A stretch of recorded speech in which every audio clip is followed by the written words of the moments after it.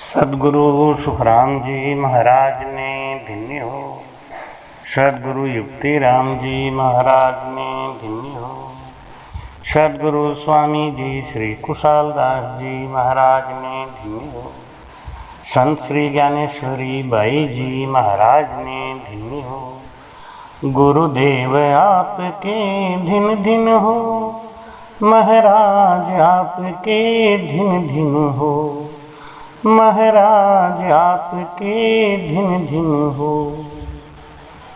संत मिलन को चालिए तज माया अभिमान, जेता पग आगे धरे कोटिक यज्ञ समान। बोलो राम। महाराज फरमाते हैं कि ये जीव इस संसार में दुख से निवृत्ति पाने और सुख को पाने के लिए जन्म लिया। इस मृत्यु लोक में आके ये जीव केवल मरने के लिए नहीं आया। भोजन निद्रा भोग भय ये नर पशु समान, नरन ज्ञान ते अधिकता ज्ञान बिना पशु जान। और ये ज्ञान हमको संत के पास जाके ही मिलता है। जैसे भौतिक ज्ञान हमको स्कूल में गुरु के पास जाके मिलता है, जेब काटने का ज्ञान हमको जेब कतरे के साथ रहने से ही मिलता है। सुनारगिरी का काम सुनार के साथ रह के सीखने से ही काम बनता है। मोटरसाइकिल स्कूटर भी बनाने का काम अगर हम सीखते हैं तो हमें गुरु बनाना पड़ता है, शागिर्द बनाना पड़ता है, उसका डांट खाना पड़ता है, तब हम संसार में कुछ प्राप्त कर पाते हैं।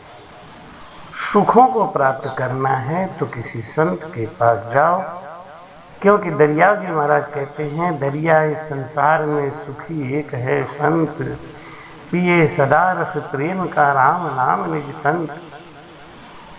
संत हमको गुण बताते हैं कि सुख प्राप्त करने का क्या साधन है, क्या क्या परहेज करना पड़ेगा।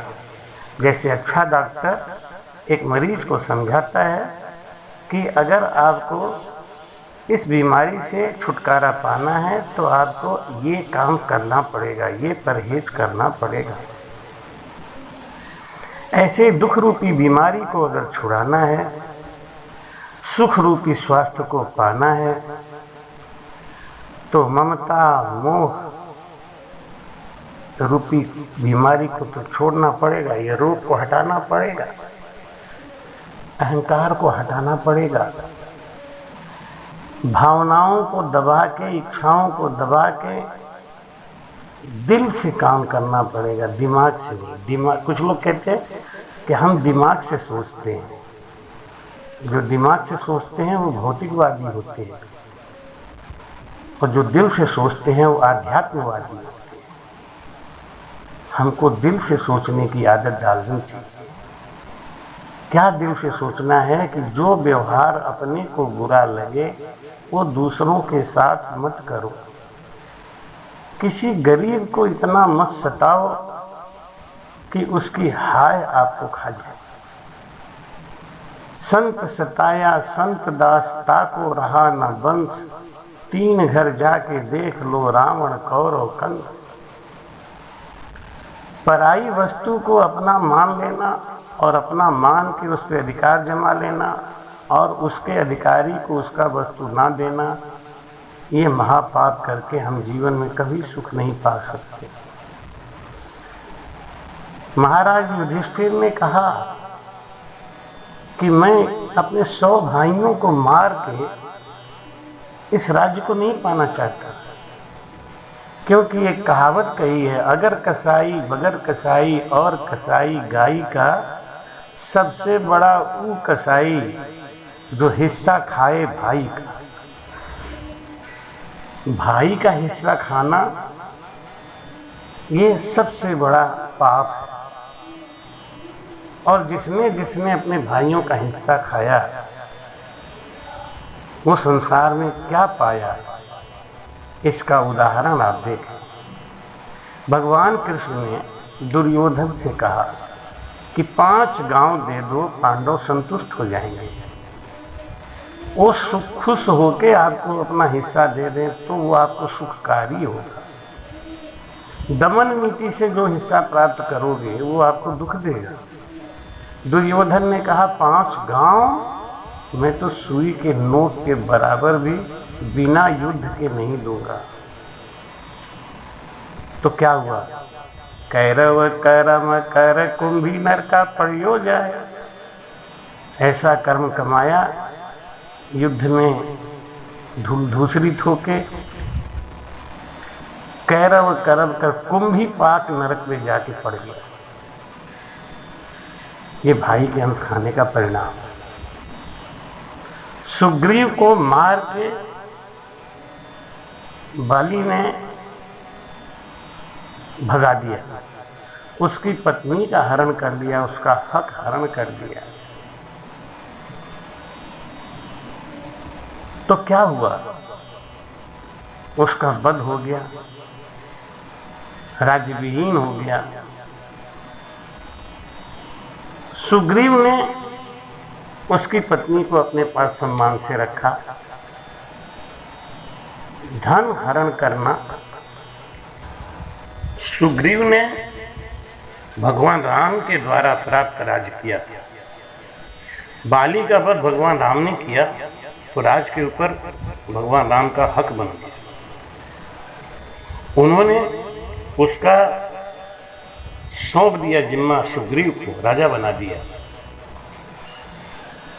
राम की संपत्ति के राजा थे सुग्रीव, ना कि बलि की संपत्ति।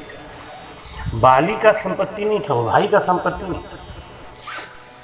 लेकिन बाली ने सुग्रीव को मार के निकाल दिया, उसकी पत्नी का हरण कर लिया, छोटे भाई की पत्नी। अनुज बधू पत्नी सुत नारी, ये बेटी के समान है, कन्या के समान है। उनको अपने पास रखा, भाई के हक के ऊपर अपना हक जमा के रखा और भाई को भिखारी बना के दर दर के ठोकरें खाने के लिए छोड़ा। तो उसका परिणाम उसको मिला। कुबेर से कुंभकर्ण, रावण और विभीषण ने मिलकर युद्ध किया और लंका को जीता। तीनों का बराबर का हिस्सा होता है। लेकिन रावण ने विभीषण को लात मार के निकाल दिया, उसका धन हरण कर दिया। परिणाम क्या हुआ? 1 लख पूत 1.25 लाख नाती, ता रावण घर दिया न बाती।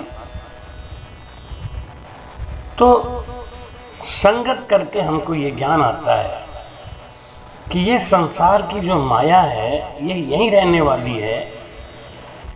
इस पे हम हक जमा के कुछ दिनों तक अपना पाप और पुण्य का बोझ लाद लेते। इसलिए जब हम संत के संग में जाते हैं, सत्संग में जाते हैं, तो संत हमको ये सिखाते हैं कि अगर कसाई बगर कसाई और कसाई गाय का, ये सब कसाई हैं, लेकिन इनसे बड़ा सबसे कसाई वो है जो अपने माँ के कोख से पैदा, अपने ही खून से, खून के समान दूसरे स्वरूप को वो घृणा की दृष्टि से देखते हुए उसका हक मारता है। जो हक मारे भाई का, हक नहीं मारना चाहिए, न्याय जरूर करना चाहिए। रावण ने विभीषण को मार के निकाला। अब बात आती है कि तो विभीषण ने भी तो वहां का राज किया, उसने भी रावण की संपत्ति को अपनाया। लेकिन यहां स्थिति दूसरी हो गई। क्यों? यहां भी रावण को मार के राम जी ने उसके राज को पा लिया, तो असली हकदार तो राम जी हुए। अपने उत्तराधिकारी के रूप में विभीषण को वहां नियुक्त किया। ऐसी बाली के पुत्र अंगद को महाराज ने सुग्रीव को सौंप दिया। आप इनको रखें अपने साथ, इनकी रक्षा करें और तारा की रक्षा करें। ये सब हमारी संपत्ति है। भगवान राम ने तारा को अपनी संपत्ति बताया, भगवान राम ने अंगद को अपनी संपत्ति बताया, भगवान राम ने लंका को अपनी संपत्ति बताया और यहां इनके उत्तराधिकारी को तैनात कर दिया, वहां विभीषण को और यहां सुग्रीव को। अब जो दुर्योधन ने किया, उसने तो भाई का हक दिया ही नहीं, कत्ते ही। आधा तो छोड़ो, 5 गांव भी नहीं दिया। तो कुंभी पाक नरक में जाके पड़ गया। पापी इतना हो गया, वो इतना अंश खाया कि उसको कुंभी पाक नरक में जाना पड़ा, और उसका वध भीम द्वारा हुआ। भगवान ने उसका वध नहीं किया। कृष्ण ने स्वयं दुर्योधन का वध नहीं किया, इतना महापापी था। रावण को स्वयं भगवान राम ने मारा, बाली को स्वयं भगवान राम ने मारा, लेकिन दुर्योधन को भगवान ने मारना भी उचित नहीं समझा। तो इस संसार में अगर सुख पाना चाहते हैं तो हमें सबसे पहले 4 वेद 6 शास्त्र में बात मिली है दो, सुख दिया सुख होते हैं, दुख दिया दुख हो। आप सुखी होना चाहते हैं तो सुख बांटिए। आप ये विश्वास कर लीजिए कि जो आपके अंश और भाग्य में है वो आपका कहीं नहीं जाएगा, और जो आपके अंश और भाग्य में नहीं है वो अगर आप जबरदस्ती छीनने का प्रयास कर रहे हैं तो निश्चित रूप से आपके लिए वो दुखदायी होगा। और जब कभी भी विशेष परिस्थितियों में आपके पास कोई गलत धन आ ही जाता है जिसमें आपकी इच्छा नहीं थी, मजबूरन आपको लेना पड़ा, तो क्या करें? उसमें से 10 अंश, जिसको दशांश सेवा कहते हैं, दान कर दें। हम सच्चा सुख पाना चाहते हैं तो जो भी हमारे पास संपत्ति आ रही है उसका 10 अंश कम से कम धर्मार्थ में लगाएं। दशांश सेवा का हमारे जीवन में बड़ा महत्व है। आज हम इस वीडियो के द्वारा आपको दशांश सेवा से सुख की प्राप्ति ये बता रहे हैं कि जिन लोगों ने दूसरों का धन हड़प लिया, जबरदस्ती छीन लिया और दशांश सेवा भी नहीं करी, उनका हश्र क्या हुआ। हमारे जीवन में धन आए, पानी बाढ़े नाव में, घर में बाढ़े दाम, तो 2 हाथ उलीचिए, यही संतन को काम। संत का क्या काम है? धन आए तो आती माया आने दे, मत दे आड़ा हाथ, और जाती माया जान दे परमार्थ के काज। परमार्थ के लिए धन दौलत खर्च हो रहा है तो खूब करो। कोई भंडारा करना है, साधु संतों की सेवा करनी है, कोई अभ्यागत की सेवा करनी है, कोई गरीब की सेवा करनी है, कोई भूखे नंगे को कप वस्त्र देना है, अन्न देना है, तो उसके लिए खुल के खर्च करो, अन्न धन दान करो खूब। महाराज कहते हैं कि सबसे बड़ा दान ये अन्नदान है। दशांश सेवा में उसका रूप बना के अन्नदान करो। जितनी भी संपत्ति आपके पास आ रही है, दशांश सेवा करो, आपके जीवन में सुख ही सुख आगे आता रहे। किन चीजों से बचना है? एक तो ये बात समझ के चलो, आपके अंदर समता आनी चाहिए। किसको पत्थर मारूं कैसर कौन पराया है, शीश महल में हर एक चेहरा अपना दिखता है। ये मृत्युलोक है ना, ये शीश महल है, इसमें हर जीव कैद है और वो दूसरे जीव को देख के भौं भौं कर रहा है, बिगड़ रहा है, झिड़क रहा है, गुस्सा हो रहा है, जबकि उसको भी इस कमरे से बाहर जाना है। हम ही स्थिर नहीं रहेंगे यहां पे, आप भी स्थिर नहीं रहेंगे। इसलिए सच्चा सुख पाना है तो बस त्याग भावना रखो, दशांश सेवा करो, संतों की संगत करो। सार बात बता रहे हैं आपको। जीवन में सुख पाना है तो अपनी आय का दशांश सेवा धर्मार्थ के लिए करो, संतों की सेवा करो, त्याग भावना रखो, दुख सहने की क्षमता बढ़ाओ, क्योंकि दुख के पीछे सुख और सुख के पीछे दुख लगा रहता है। हम दुख को पाना चाहेंगे तो सुख पीछे पीछे आएगा, लेकिन सुख को पाना चाहेंगे तो दुख पीछे पीछे आएगा। इसलिए महाराज कहते हैं कि संसार में सुखी होना है तो कुछ छोटे छोटे टिप्स को अपनाएं। मन, दिल, दिमाग, इनके ऊपर कोई बोझ मत ले। क्यों? श्वासों का खजाना लेके आए थे और श्वासों का खजाना लुटा के जाने वाले हैं। इतना बड़ा हमारा नुकसान हो रहा है इस संसार में। हर पल हमारे श्वासों की पूंजी घटती जा रही है, कम होती जा रही है। तो अगर चिंता करनी है, बचाना है, तो सांसों को बचा। तेरी मेरी करके ये दुनिया की झूठी झूठी बातों में अपना मन फंसा के अपना जीवन बर्बाद मत कर। एक सतगुरु और संत ही हमारे सच्चे सहायक हैं। महाराज कहते हैं, अब तो न जाओ छोड़ के दूर गुरु जी मेरे, हमको तो देना आशीर्वाद गुरु जी मेरे।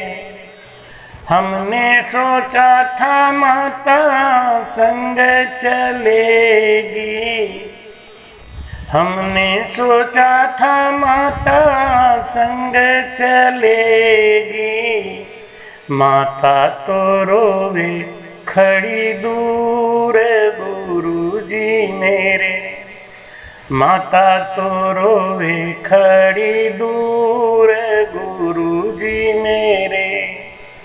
अब तो न जाओ छोड़ के दूर गुरु जी मेरे, हमने सोचा था पिता संग चलेंगे, पिता तो रह गए बड़ी दूर गुरु जी मेरे, पिता तो रह गए बड़ी दूर गुरु जी मेरे। अब तो न जाओ छोड़ के दूर गुरु जी मेरे। हमने सोचा था बेटा संग चलेगा, हमने सोचा था बेटा संग चलेगा, बेटा तो लकड़ी दे के दूर गुरु जी मेरे, बेटा तो लकड़ी दे के दूर गुरु जी मेरे। अब तो न जाओ छोड़ के दूर गुरु जी मेरे, हमने सोचा था पति संग चलेंगे, पति तो फेरा लेके दूर गुरु जी मेरे। अब तो न जाओ छोड़ के दूर गुरु जी मेरे, हमको तो देना आशीर्वाद गुरु जी मेरे। हमने सोचा था काया संग चलेगी, हमने सोचा था काया संग चलेगी, काया तो जल के हो गई धूर गुरु जी मेरे। अब तो न जाओ छोड़ के दूर गुरु जी मेरे। ये काया भी साथ जाने वाली नहीं है। हम अपने सुख और शांति में कहाँ से आग लगा बैठे, परिवार की माया और मोह में, बच्चों की माया और मोह में। महाराज कहते हैं,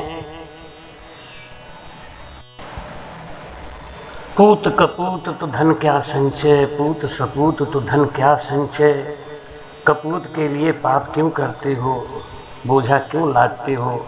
सपूत के लिए पाप करने की आवश्यकता है ही नहीं है। जितना है जैसा है धर्म की कमाई में वो अपना गुजारा करके आगे बढ़ ही जाएगा।